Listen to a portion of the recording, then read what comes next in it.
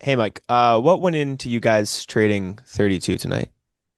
So Jack, all the time we're looking for the ability to get more assets we can use in the future and still get a bunch of good players. And we felt pretty confident that there'd be guys we liked lower down in the draft, and we had the ability to add a couple of really good future draft picks in addition to getting those guys. So that's what we did. And then Brad talked about it a little yesterday, like the balance of drafting for fit versus, best available. How much of that goes into when you consider like second apron penalties and how important drafting is nowadays? Like, what's your guys' draft philosophy become with all of these new CBA penalties in mind?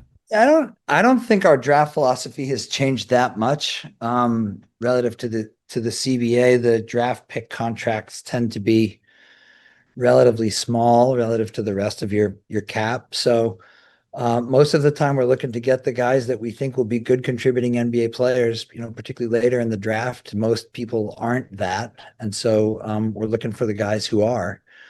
And because of that, you can't spend a lot of time thinking about what your team need is. So mostly we look for the best players we can get, with an eye towards the fact that you got to have an opportunity for them to contribute at least a little bit to know if they're going to be successful or not. But for the most part, it's go get the best guys. Thank you. John and then Bobby Manning. Hey, Brad yesterday talked about he phrased it pretty starkly. The second apron penalties are real. I didn't realize how real they were until they were staring me in the face. Can you add any sort of context to that and just how punitive are these things that they were, I don't know, maybe as shocking as Brad mentioned? Yeah, I mean, I these draft nights, these days are long. We're talking about trades and picking people all day, and then we go through a pretty hectic draft moment over a few hours, and then he comes out here and talks. But we've known about the second apron penalties since basically the CBA was signed. We certainly knew about them when we made the trades we did a couple of years ago. And I think Brad's just talking about the feeling of having discussions about, trading good players, which we have to do sometimes. And the penalties are real.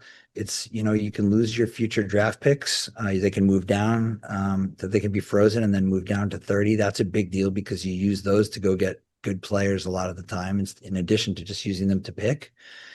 And there's a bunch of transactions you just can't do when you're up at high levels. So, we sort of had a good idea of the realities of all of this a couple of years ago when we made trades to acquire guys who became key pieces of a Celtics championship team.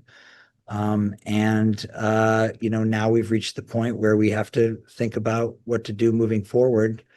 And I think nobody enjoys that, and that's what Brad's talking about. Is he's well aware of what all the penalties are, but it's not fun when you're facing them, and that I think that's all he meant yesterday.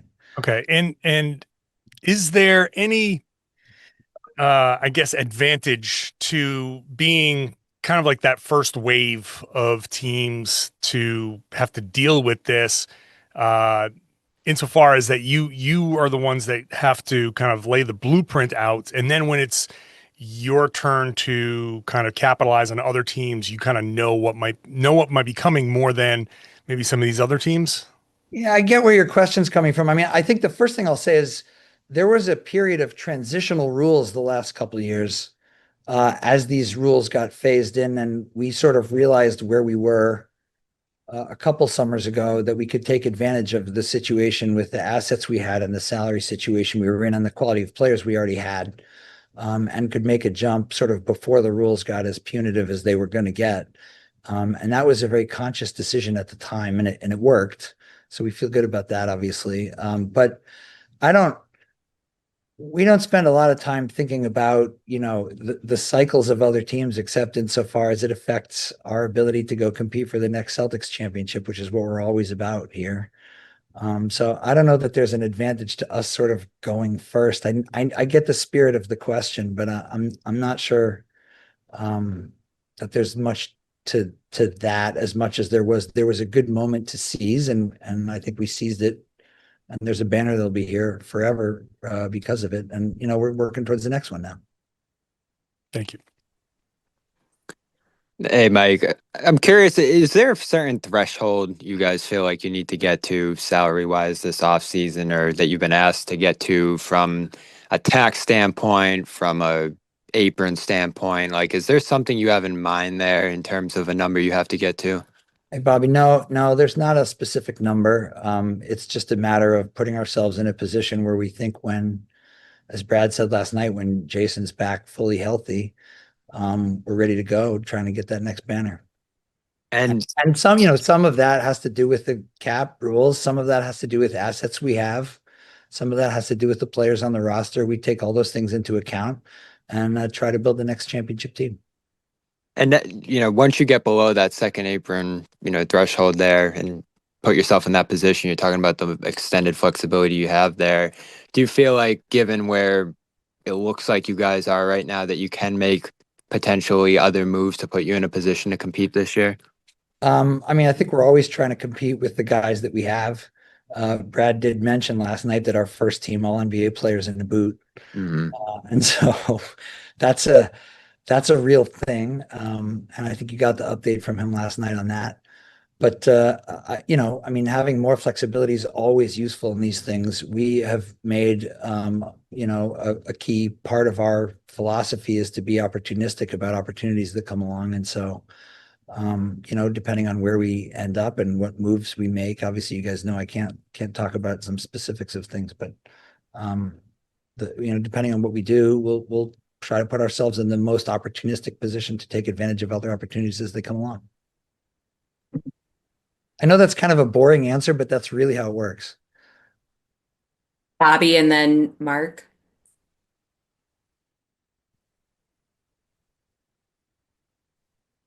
Hey, Mike, I was just curious what you guys saw that led you to selecting Amari Williams and then later Max Shulga.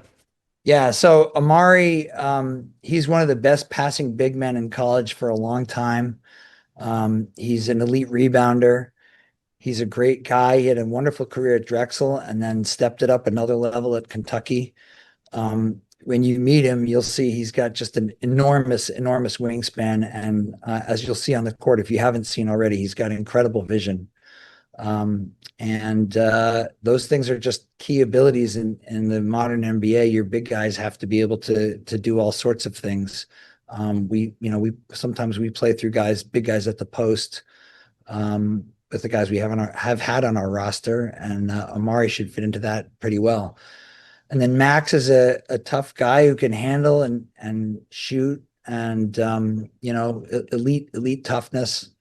He's been all over the world. He moved to Spain when he was 13, I think, to play basketball. People may not know he was a teammate for 1 year of Nimi's at Utah State. Actually, when he was here for a draft workout a couple weeks ago, I think they went out to dinner and caught up for old times. So I think that was great. But he's just a winner. I think they won 18 of their last 20 games or something like that. Was the A10 player of the year. We've been watching both these guys for a long time. They had long college careers, and very, very successful players everywhere they've been.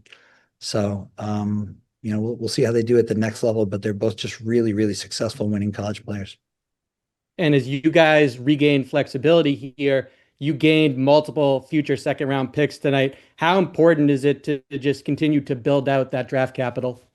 Well, as I think you've seen with our moves in the past, you need those assets in order to be able to swing trades for great players later, or to move around either in the draft or with guys you've got. So, that adds additional flexibility. We got 2 picks both of tonight, both of which should be good future picks. They're the best of 3 and 2 teams in some upcoming years. I think we'll put the press release out shortly on that if it's not already out. But that's a key part of our strategy. We've used picks to go acquire a lot of good players over the years, and hopefully we'll be able to do that with these if we're not also drafting them.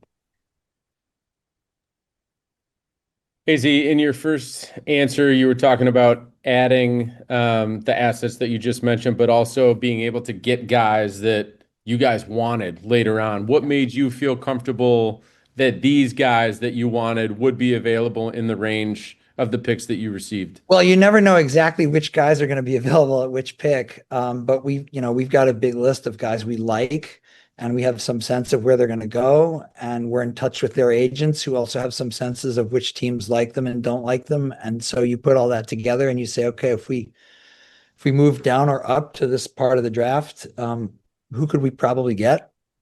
You're never sure. There's a bunch of risk taking involved, and you weigh the future asset return. When you're moving down, you're weighing the future asset return versus the guys you think you can get. When we looked at the guys, that we could get a little bit further down this year, we thought it was, not so much different from 32 that we wouldn't take these future assets that'll also be useful for us. These are two really good players. I don't, you never know how well guys will play in the NBA for guys taken in the second round, but both these guys have been very successful where they've been. Thank you. Last two questions, Jared and then Noah. What's up, Z? Brad, how are you? Good. I'm going to bring it back to second apron, shockingly. Okay. Who saw that coming?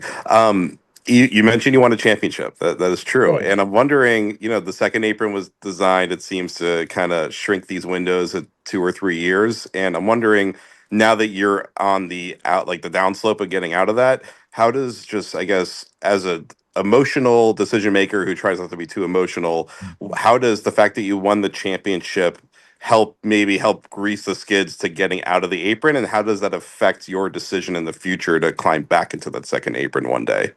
Yeah, I mean, I don't think it's automatically the case that you have to be over the second apron or the first apron or anywhere on the salary scale to win a championship. But the fact of the matter is the new CBA is set up so that teams can't spend enormous amounts of money for long periods of time.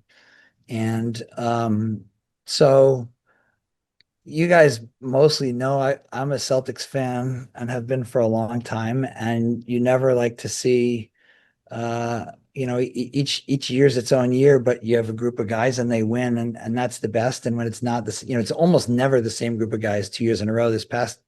Not this summer, but the previous summer was a real exception to how almost every team operates.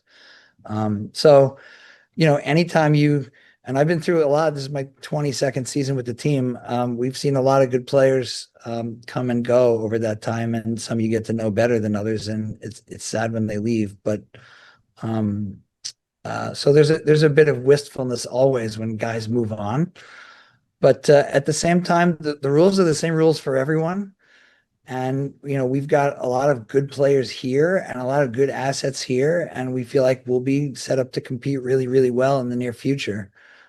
So that's always heartening when you know that you're in that spot. There's a lot of teams that feel further from that than we do, I'm sure.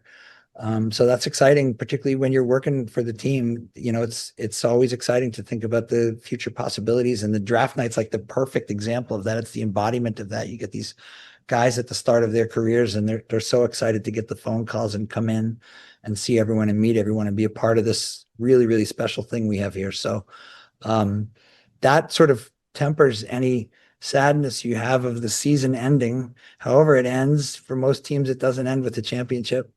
But you get to have the draft soon thereafter, and it's the excitement of building a new team and the chance to go try and win it all over again. Noah and then B-Rob. Hey, Mike. Yeah. Over the last few days, there was a lot of discussion and reporting around teams being really interested in acquiring one of either Derek White and Jaylen Brown. Curious from your standpoint, as you think about being opportunistic and thinking about the future, where do those two guys kind of fall into the vision of this team?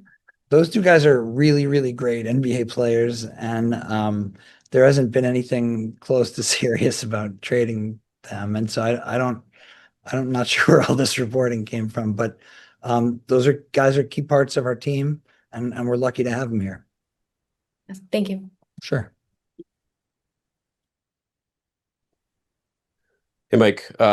Just want to check, is the plan for Max and Amari to be two ways, or is that still in flux? And were you guys able to talk more of Hugo today? And is there any plans for him when to come over this summer league, et cetera? What's kind of the update there? Yeah, I think you'll see Hugo here next week. I don't, we have still some stuff to work through. There's a lot when you draft an international guy, there's a bunch of things you have to do, but he'll be in town at least next week and we'll know more in the coming days on that. And then on the guys we drafted tonight, I think that's likely that they're two ways, but as you may know, these things like the draft ends and everybody just wants to go home and our group is here. I actually pulled away from it. Our group is upstairs working hard on summer league roster and things for training camp and other things. So we'll get all that stuff ironed out in the coming few hours and days. And you'll probably know more next week.